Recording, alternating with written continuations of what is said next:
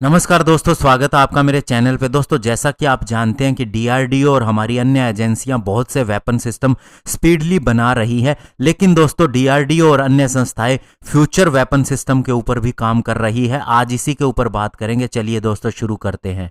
तो दोस्तों डीआरडीओ अभी फ्यूचर के वेपन सिस्टम के ऊपर भी काम कर रही है। फ्यूचर का मतलब ये भी नहीं है कि ये बहुत लंबे समय के बाद हमें मिलेंगे, लेकिन ये है कि 2 सालों के बाद, 4 या 5 सालों में हमें ये मिलने शुरू हो जाएंगे। और इनमें एक वेपन सिस्टम का नाम है जो कि दोस्तों न्यू एयर लॉन्च्ड मिसाइल है, जो कि दोस्तों एनिमी के टैंक को एक स्टैंड ऑफ डिस्टेंस से ही शूट कर सकता है, और ये डिस्टेंस होगा 10 किलोमीटर। और दोस्तों इस तरह की मिसाइल के लिए 10 किलोमीटर का डिस्टेंस बहुत होता है, क्योंकि जो हमारी नाग और हेलिना मिसाइल है उनकी रेंज 5 किलोमीटर ही है।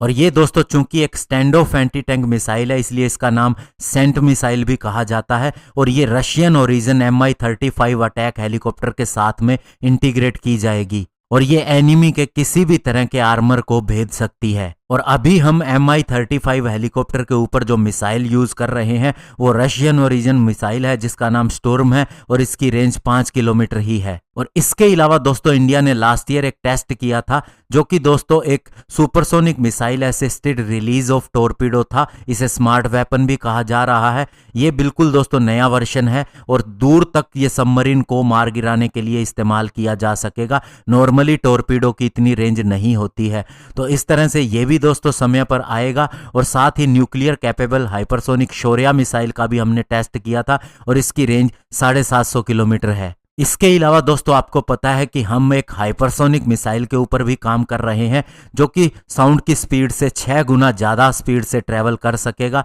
और किसी भी मिसाइल डिफेंस सिस्टम को पेनिट्रेट कर सकेगा। और सितंबर 2020 के अंदर डीआरडीओ ने हाइपरसोनिक टेक्नोलॉजी डेमोन्स्ट्रेटर व्हीकल यानी HSTDV का पहली बार सफलतापूर्वक टेस्ट भी किया था। और अभी तक बताया जाता है कि यूएस, रशिया और चाइना के पास ही ऐसी कैपेबिलिटी है, वो भी अभी तक पूरी तरह से प्रूव नहीं है।